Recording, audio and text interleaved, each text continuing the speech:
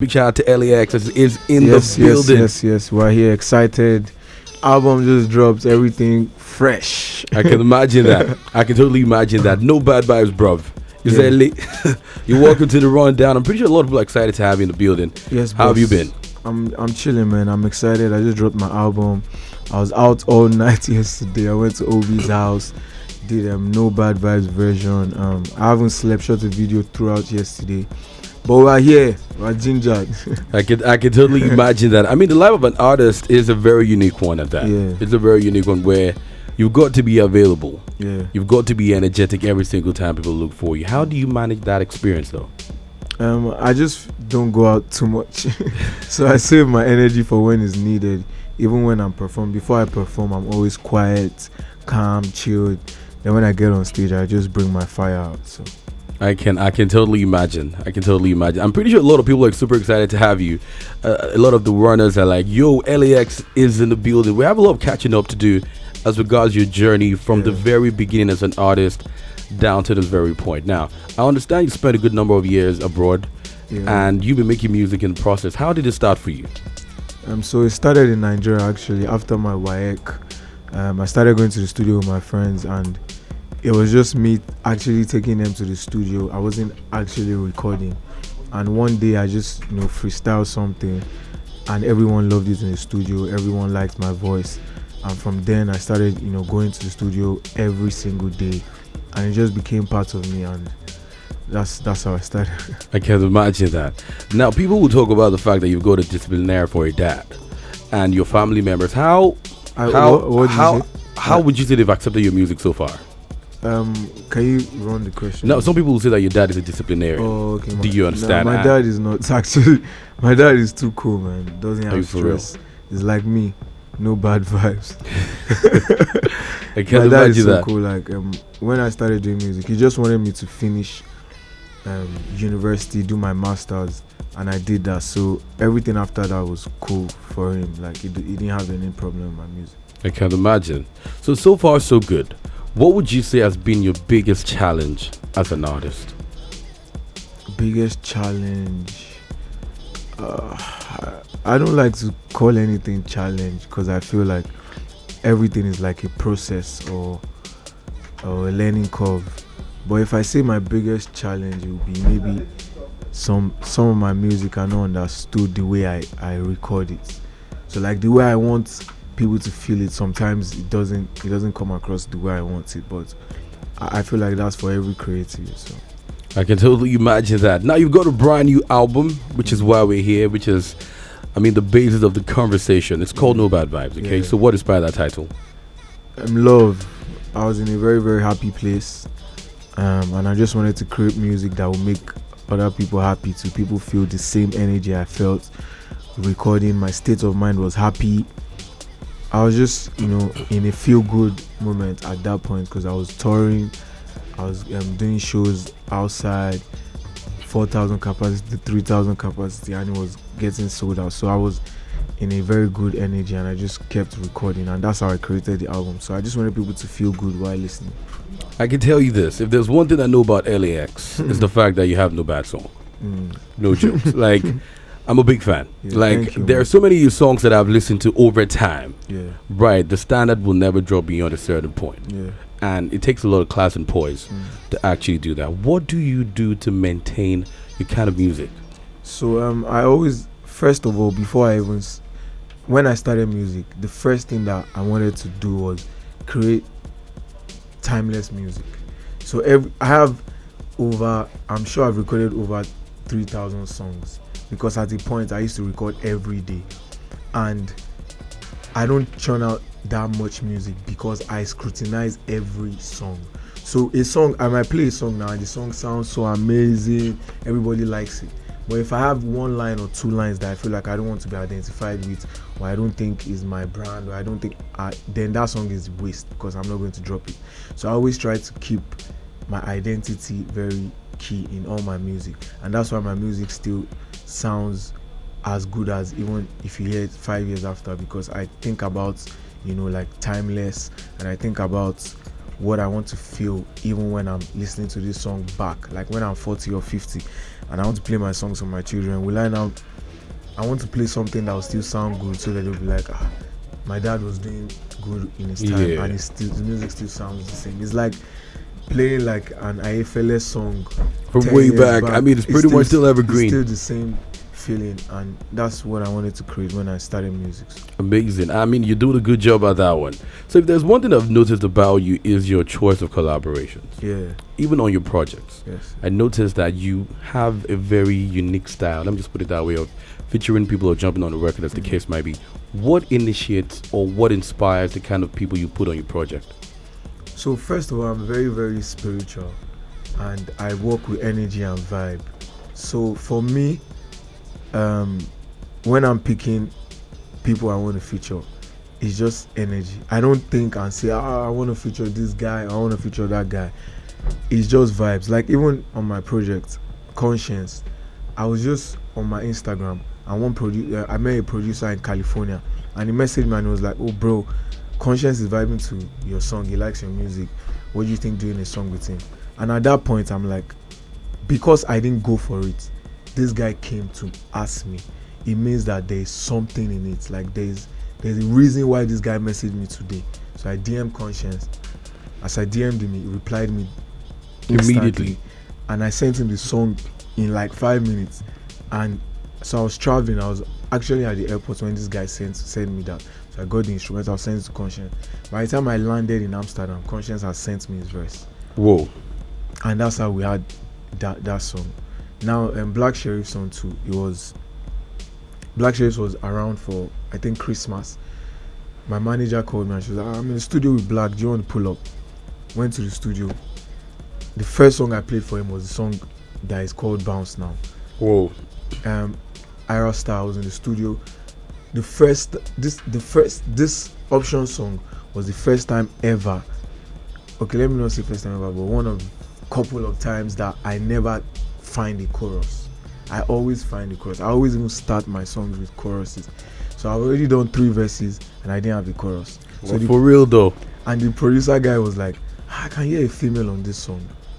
I think Ira will be cool. So that is him still energy telling me, oh, I think this person. I took my phone, I DM'd her. She replied me instantly to send the chorus 3 days after. So that's like not me planning all these things. So that's how I work. Like I just work with my energy, my vibe, and let my spirituality just lead.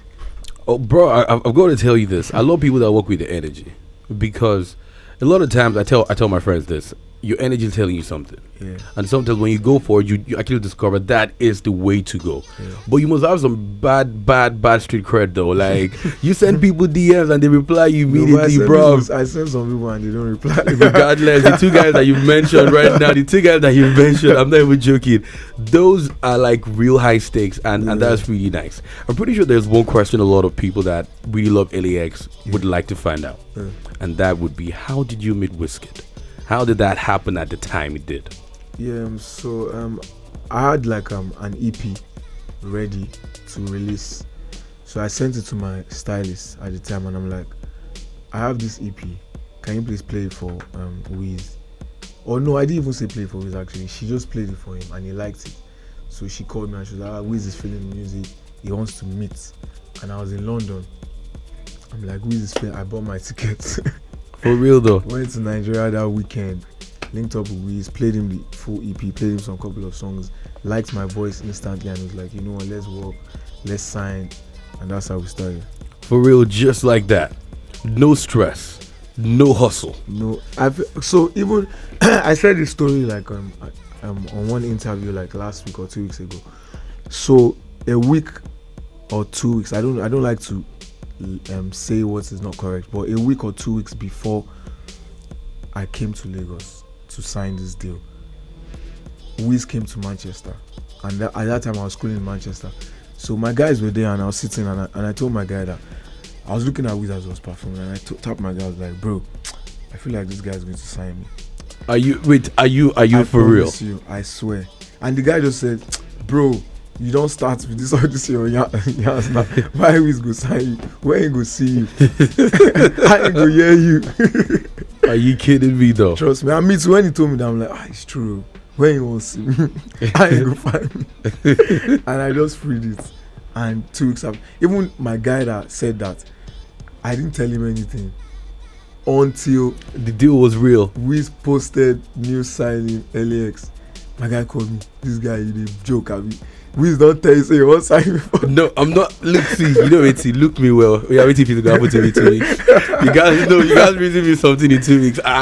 Bro, that is the real say it into life. That is No, but I feel spirituality. like that's how my life has been. Like, once, you know, when you don't think about something and you say it for yourself, like you mean it deeply. It's not like you are praying, because when you are praying, you are actually asking. Yeah, but very. imagine you just sit down and your heart actually wants something, and you say, God, if I feel just get like 4 million tomorrow like this, and you actually mean it from deeply, I feel like even if the 4 million doesn't come, someone will come and help in a way that you can get the 4 million or something. I feel like you just need to mean it inside deeply, and your energy needs to mean it too. I feel you, man. I totally feel you on that one. Like, I mean, like the love to put it out there. When you know, when you think about a red car, you're always thinking about a red car. The chance that you see a red car drive past is very, very easy. Yes. I mean, and I totally mess with that energy. Yeah. No big deal. 27 is past 2 p.m. I've got L.A.X in the building. Yes, I'm pretty yes, sure we've yes. got loads of you fans listening to the show right now. Remember, you could be a part of this. You get a chance to actually talk to L.A.X, but keep it radio friendly.